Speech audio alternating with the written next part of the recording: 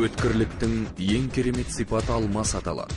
Мінезі өткір адамдар ежелден алмасқа теңелген. Алмас темірдің сирек кездесетін қоспасы.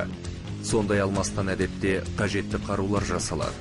Оның ішінде қылыш пен 200 қанжар, найза мен жебенің ұшы алмастан болуы мүмкін. Бұлар әдетте соғыс қарулары. Ал ұрыстырмақ бейбіт күнде әрбір азамат жанынан тастамайтын құрал кездік деп аталады. Ол жігітке ерекше сұс беріп тұрады.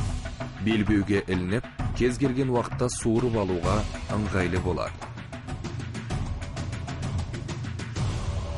Кездіктің рөлі ең алдымен ер азамат үшін ол оның қуаттылығын, жалпы ел арасындағы сыйлы азамат екенін көрсететін бір белгі болған.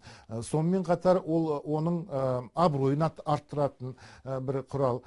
Яғни жалпы бұл азаматтың дүние танымы, жалпы өзі ата-баба дәстүрлерінің жалғастырып келе жатқандығының нышаны болып көрінеді негізінде кездік деген.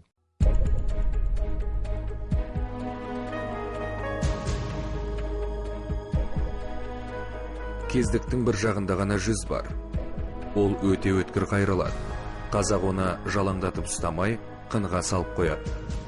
Көшпелі елдің тұрмысы арқан мен жібесуге, қайыс тіліп қамшөруге тікелей қатысты.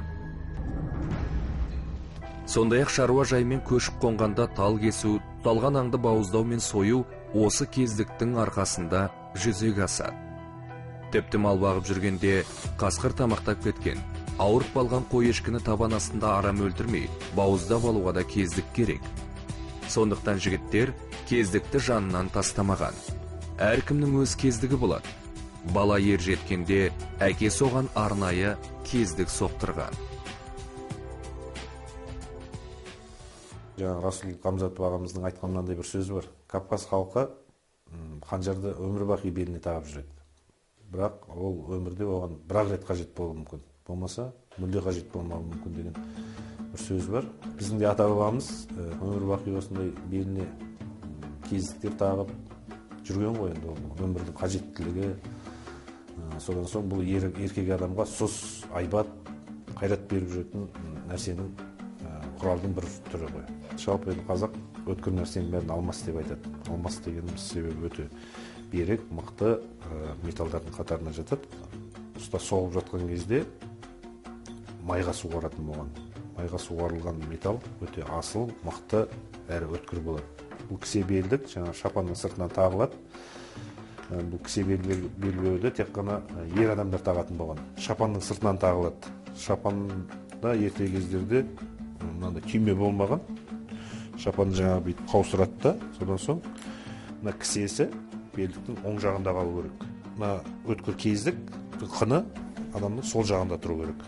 Ертеде енді көшіп қонып жүрген қазақ халқы малмен шұғылданып жүргендіктен міндетті түрде осындай кездіктер беліне тағып жүретін болған. Көшіп қонып жүргенде арқанды, жіпті қиып жіберу үшін керек болған. Содан соң бір ауырып қалған мал болса, соны аяқ астынан мысалы бауыздап жіберу керек. Кездікті беліне тағып жүрген. Кездікті ұсталар арнайы соққан. Оны қыздырған сайын суарып отырған және түрлі тәсілдерді пайдаланған. Кездіктің міндетті түрде сабы болады. Бұған да табиғи шикізаттары қолданылды. Мүйіз сапты кездіктер жоғары бағаланған. Сапқа киіктің мүйізі пайдаланылған.